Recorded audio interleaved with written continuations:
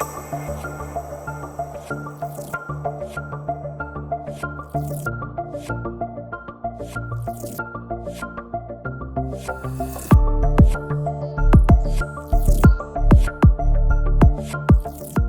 good morning everyone. So welcome to the National Chukchang online class.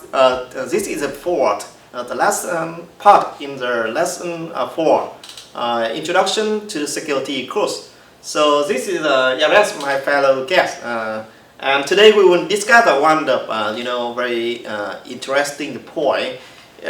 In future we have a world ID.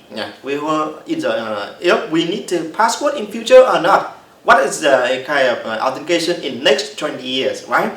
So the critical question is, what do you think about the future with the password? Is possible or impossible? What do you think? Thank you once again, Professor. And I think it's possible. It is possible. It's my view is that imagine the world without password. And it would be easy for a person like me who hates typing keywords every time and now and then. And I think these days people have, some companies like countries has already started to use this one. It's a passwordless world because we are heading into the world of convergence. So where we need a unique identifier for everybody, and it's easy with the idea of world ID. So I think it is possible. In my view, I think it is possible. Yes, I think that's possible. Yeah, I think that's a very exciting prospect. But like we discussed about the biometrics authentication. Yeah. Something like if information got compromised, it's a very irreversible and very sensitive. And they still have a very World ID very good, but they would have complications very complicated and very high risk to maintain. Something like currently implementation still very struggle to solve. That's complicated. I think I want to say this is possible, but still very challenging to solve. Yes, and currently technology, I think they already have support of World ID. Something we'll discuss later. But I think remember the last time we already have discussed about the authentication, username, password, biometrics, and multi-factor, right? And these three mechanisms. Just biometrics, they do not use a username password, but the other two, they use username password. So this is evolution, right? Evolution to the step. Multi-factor, But this is World ID. World ID, maybe that's kind of e-passport. E-passport. You can use a World ID to sync it to the mobile online app to prove you are unique human. So you can go for online shopping, to use support services, but so I want to ask you about what is the disadvantage for World ID? It's really important to discuss about this one. Remember you said earlier about biometric data being compromised.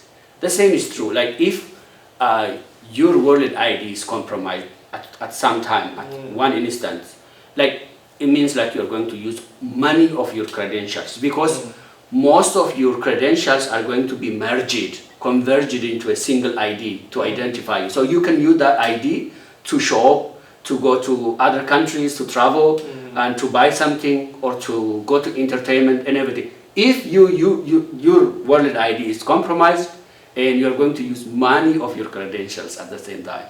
I think, that's the first question, about, I think that's true.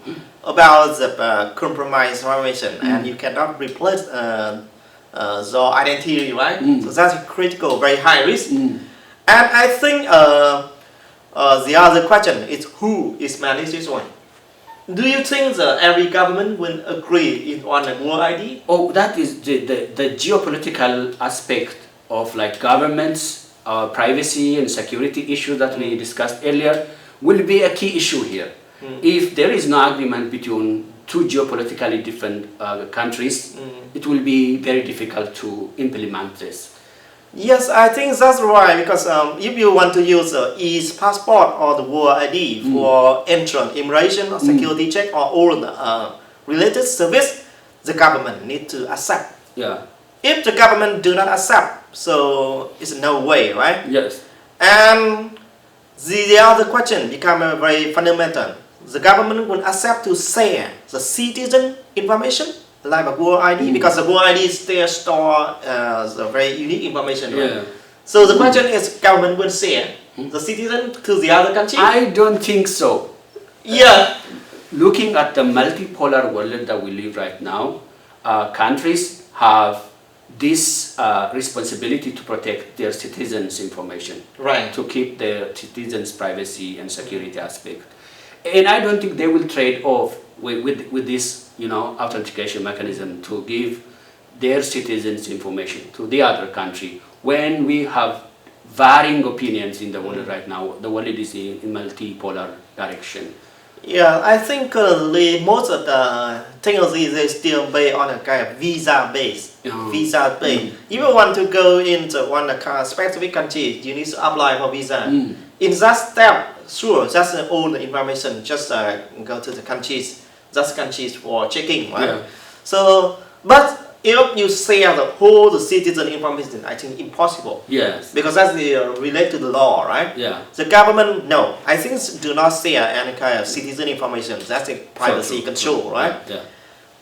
So the problem is who will certify this credential for World ID? Oh, yeah, that's really difficult because we need like a central entity, Right. which is going to control and overlook this huge repository of Right. user's identity.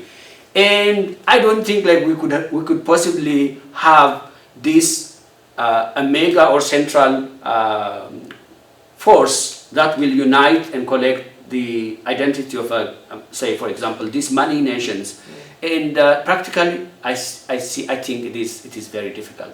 Yeah, but I think this one is quite difficult because, let's say we cannot have big government or the big country, right? Because currently over the world, this can include about more 200 countries. Yeah. And very diverse. We cannot agree have a kind of consensus to the one big government to manage the whole citizen, right? Exactly. So who certifies this today? I think currently some private company. Oh.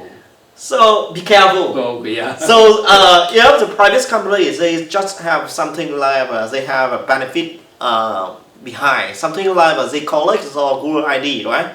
You registration, you just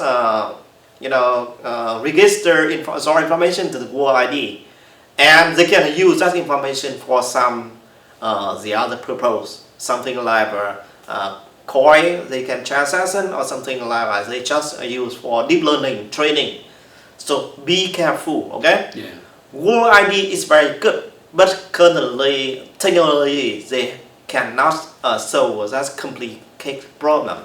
So we still need to wait in future if we can compromise the privacy for benefit, or we just can maintain both the privacy and security. If we need to compromise one, that is bad policy, okay? Yeah. So everyone need to be very carefully about Google ID. Exactly. It's very essential. Even though we know like the world is converging, Yes. and we cannot be sure that a private company will be so liable, so trustable to hold on our information forever. So we need to be very careful on that one. Yeah, so when you heard about the Google ID, someone say, okay, you can use this one to go over through the Google. I think you need to very carefully about that case, okay? From the security the perspective, you need to compromise your identity or something like the company can use your information for some the other purpose. So be careful, okay? So the summary for this lesson. Do not share your biometric information with the untrusted companies or private, okay? To make sure. So actually, several companies they still use like currently, I think 7 big tech they still use. But that's I think just because we volunteer to share. Yeah. But they cannot collect every citizen. As it is. So the World ID is very exciting prospect, but the privacy concern is remain, and currently technology cannot support or have no technology that can balance between security and privacy. So World ID is still kind of a future ideas. Okay, so hope you understand what is World ID and see if you fall to the kind of this case. So remember to our class already mentioned. Okay. Thank you everyone. So thanks Yaret for to join my lesson. Thank you so much, Professor, for the opportunity as well. Okay. Yeah. Thanks.